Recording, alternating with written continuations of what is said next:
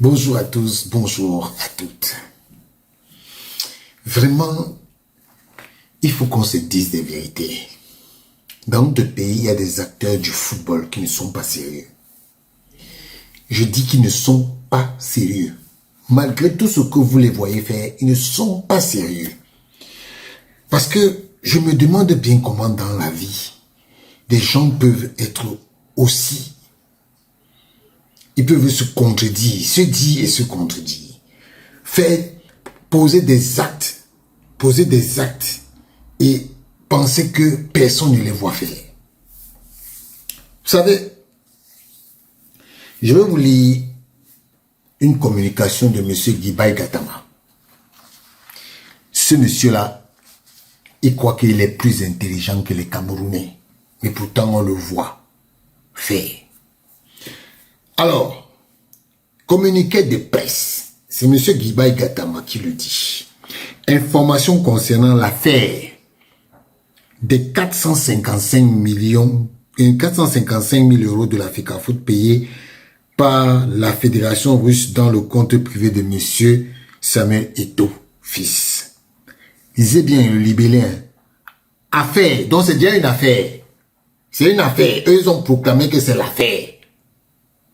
Pourtant, il n'y a aucune personne qui se plaint. Il n'y a aucune juridiction qui s'est saisie de l'affaire. Il n'y a rien, mais c'est une affaire.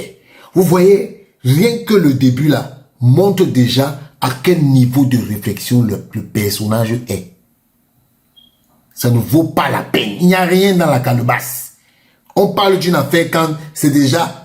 On a déjà, les instances juridictionnelles ont déjà été saisies. C'est là où on parle d'affaires. Vous voyez, des gens comme ça, en début de communication, font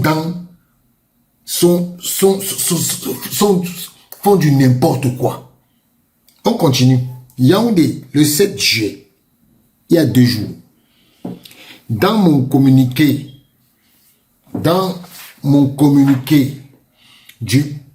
voici le communiqué. Dans mon communiqué en date du 23 juin 2025 relatif à la saisine par mes soins de la commission d'éthique de la FECAFOOT suite aux révélations de détournement des fonds de la... Vous avez vu? Aux révélations de détournement des fonds. Ça veut dire que Guibaï Gatama, lui, dit que il y a détournement de fonds de la FECAFOOT perpétré en coaction par le président de cette institution. Samuel Eto'o, fils, l'ancien secrétaire général Blaise Jounan et l'ancien coordonnateur général des équipes nationales Bruno Angoua, dans le cadre du match amical Russie-Cameroun du 12 octobre 2023 à Moscou. J'avais fait la promesse de tenir l'opinion publique informée de l'évolution de la procédure engagée pour faire la lumière sur cette scabreuse affaire et établir les responsabilités. Voilà moi quelqu'un. À cet égard, je porte à la connaissance de l'opinion publique que des acteurs du football que j'ai introduits ce lundi 7 juillet 2025, 2 actes auprès de la Fédération camerounaise de football. 1. Une lettre de relance de ma requête initiale, 14 jours après son dépôt devant la chambre d'instruction de la commission d'éthique de la FECAFOOT, qui jusqu'au moment où de la publication de ce communiqué n'a donné lieu à aucune suite concrète. Une sommation interpellative suivant l'application rigoureuse des dispositions de l'article 85 des statuts de la FECAFOOT selon lesquels tout membre d'un organe, d'une commission permanente ou ad hoc de la FECAFOOT chargé d'une opération financière à la FECAFOOT est mis en cause pour malversation sera immédiatement suspendu à titre conservatoire par l'exécutif jusqu'à tenue de la prochaine assemblée générale. Voilà votre plan. Vous êtes parti au tas, ça vous a dépassé. Vous êtes parti tout partout, ça vous a dépassé. À cet effet, à la suite de la plainte documentée, j'ai introduit et en application de l'article 85 des statuts de la FECAFOOT, Samuel Eto'o, fils président de l'exécutif, du comité exécutif, président de l'Assemblée générale, et Blaise Jounan, secrétaire général, devenu par la suite conseiller spécial du président avec rang de secrétaire général. Tous deux, encore en fonction, doivent être suspendus à titre conservatoire. Voilà, je ne vais même pas finir ça. Il faut savoir que ce monsieur qui parle là,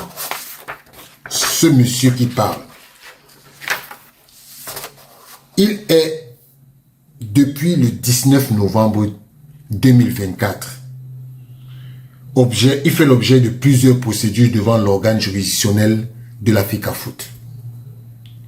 Donc, voilà.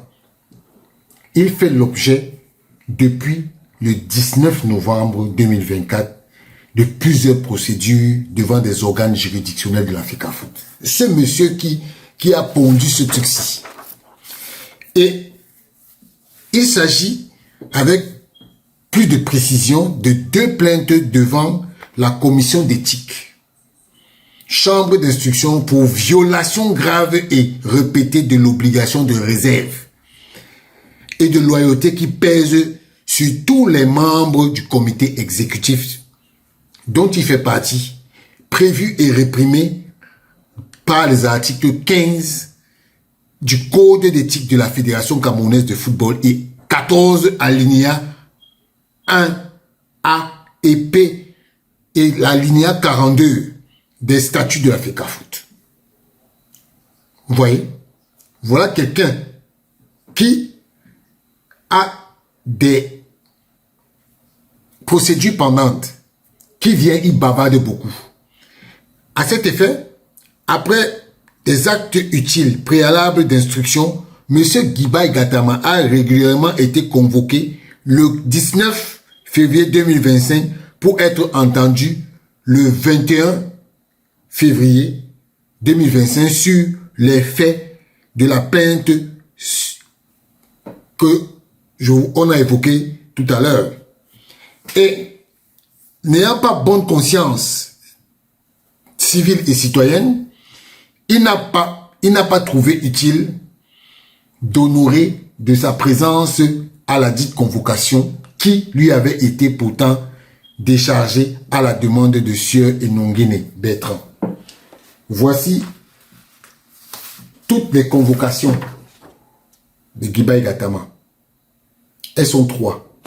Celle-ci est datée du 20 février à 15 h. 20 février à 15 h. Celle-ci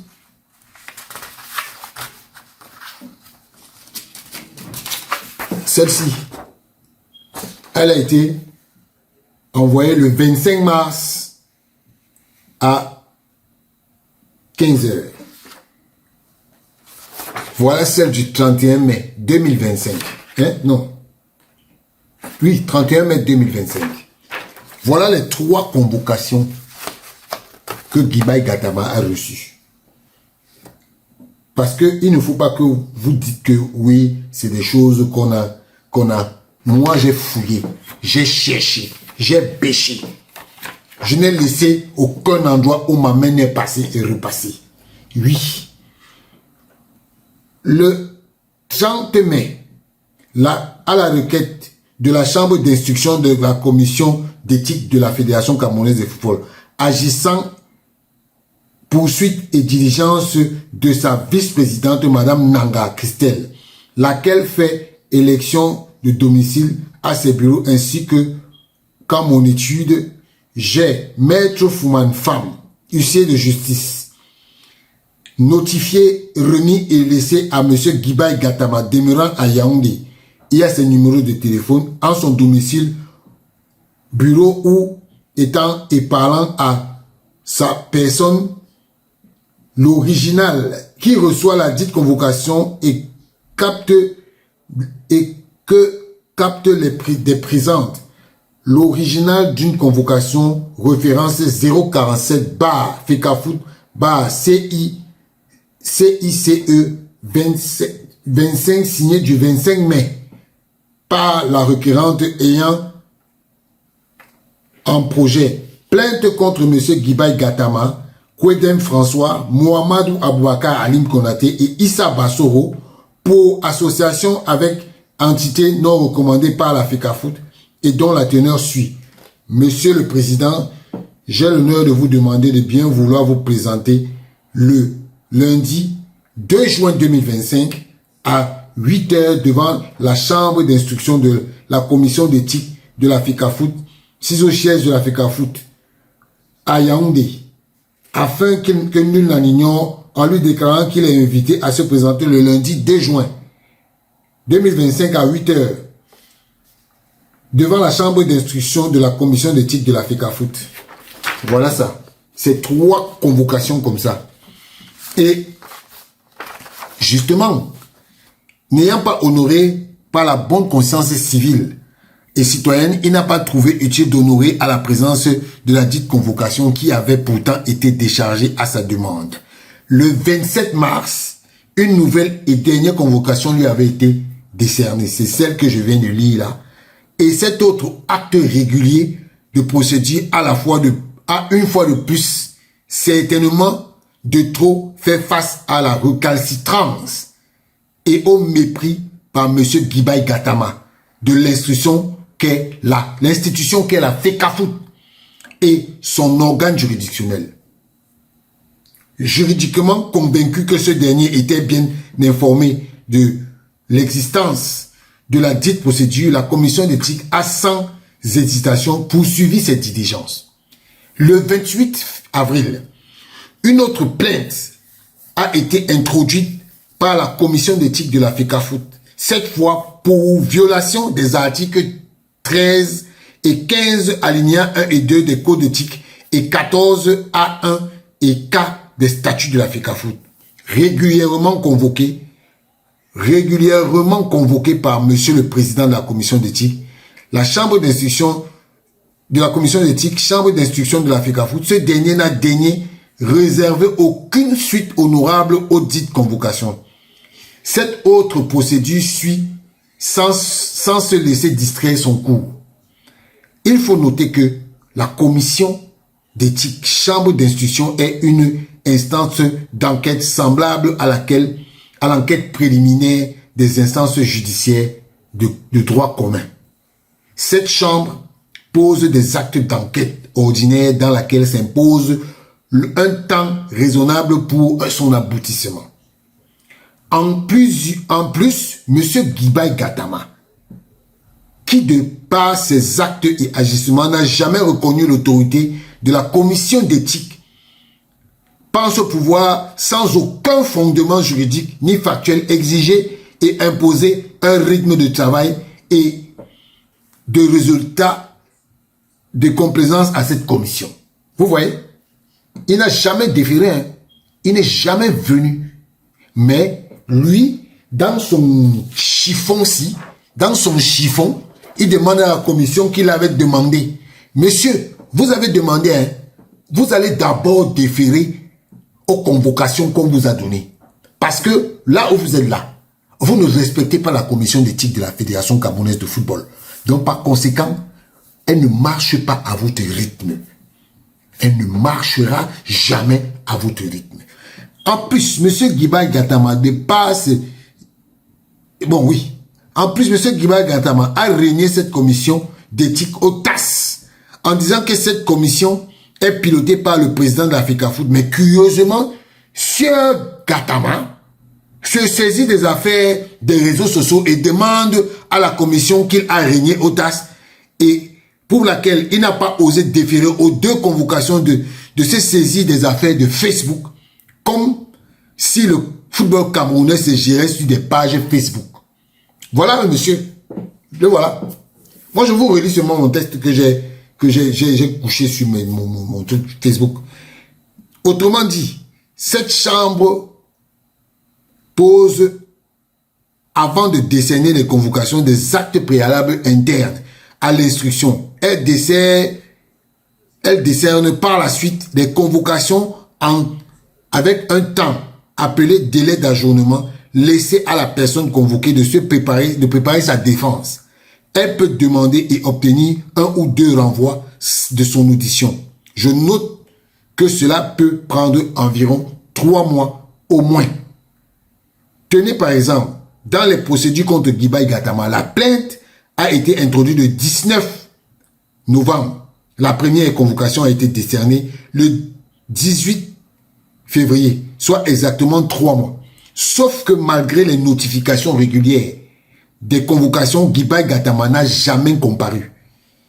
Il est simple et curieux que devant la même commission qu'il a méprisée, il a introduit une plainte et espère dicter le déroulement de la procédure. Voilà un monsieur comme ça. Vous croyez que ce sont des gens sérieux?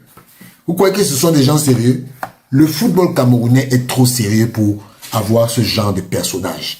En tout cas, je voulais simplement vous faire comprendre qu'il y a des gens dans le football camerounais qui devraient la boucler. Qui devraient la boucler une fois pour toutes. Ciao.